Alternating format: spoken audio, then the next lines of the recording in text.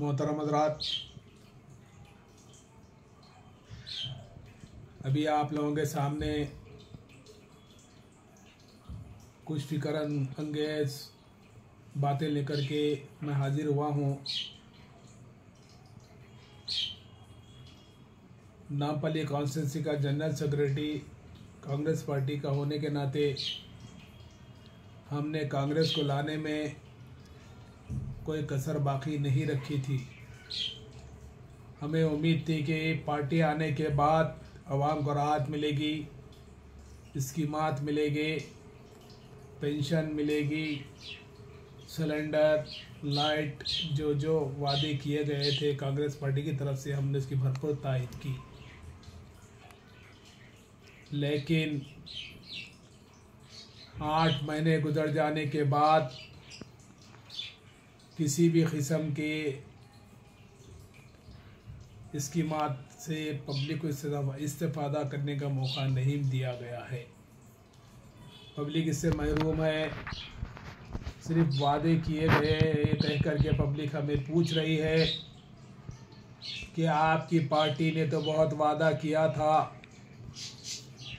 काम कब होगा। हर आदमी यही सवाल कर रहा है। मुझे ये तक मालूम हुआ है कि कलेक्टर MRO ऑफिस में शादी मुबारक स्कीम के लिए बनाए जाने वाली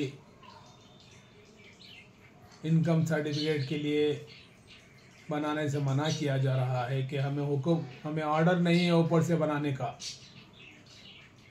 फिर स्कॉलरशिप का भी मसला, सिर्फ 3000 करोड़ सेंक्शन, पैसे रिलीज आज तक नहीं हुए। पब्लिक है काफ़ी लेके अपना टेंशन, क्योंकि सोनिया जी, राहुल जी और प्रियंका ने किया था इन स्कीमात का मेंशन। तो पब्लिक हमसे सवाल कर रही है, काम अभी तक कुछ हुआ नहीं है। क्या हुकूमत इसे ही कहते हैं?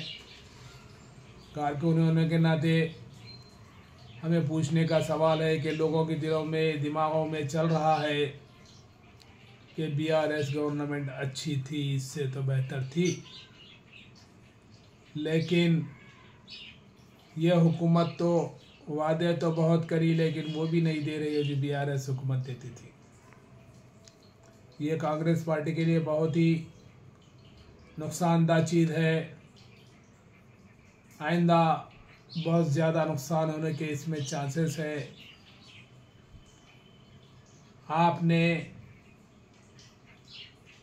जो वादा किया था उसको निभाना है, हर हाल में पब्लिक में इसको लाना है।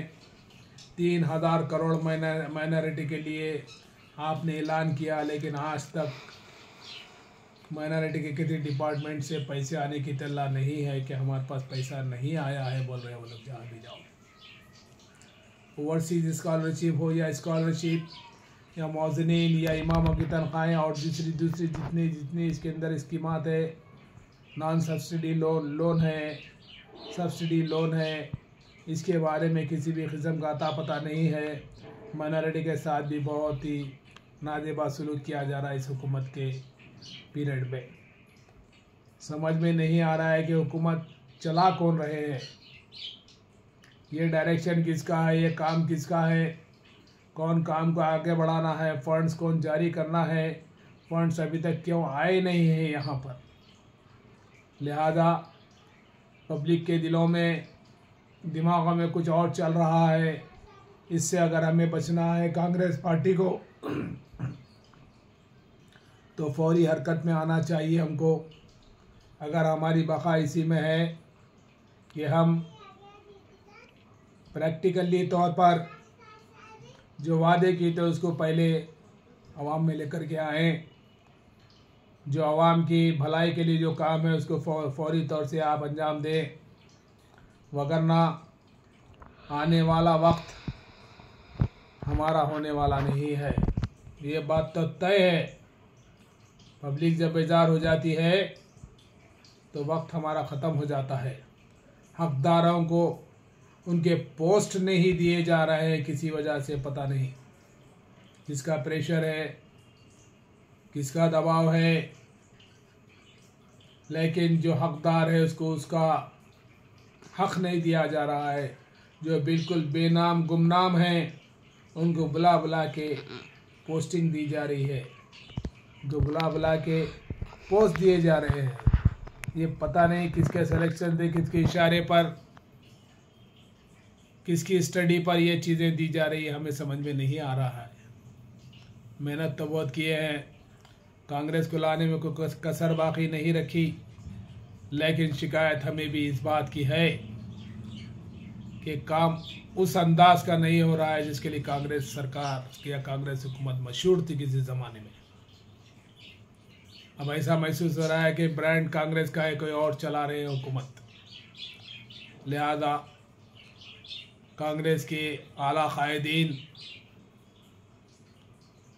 और हमारे हम्बल सीएम रेवंत रेड्डी से इस बात की अपील है, इस तरफ खुसूसी तवज्जो दी जाए, कांग्रेस के कारकुनों को इज्जत दी जाए, कांग्रेस को ऊपर लाने वालों की हौसला अफजाई की जाए, कांग्रेस को ऊपर लाने वालों के लिए वहाँ पर कुछ ना कुछ मुकाम वहाँ पर उसका होना चाहिए, वगरना ये कश्ती जब ऊपर आई है तो डूब भी सकती है।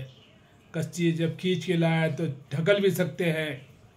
इससे पहले कि टाइम ख़त्म हो जाए, कांग्रेस पार्टी को संभल के तेलंगाना में अपने कदम मजबूत जमाना चाहिए, अपने कदम को मजबूत करना चाहिए। लिहाजा इस बात की अपील की जाती है कि इस तरफ तवज्जो दी जाए।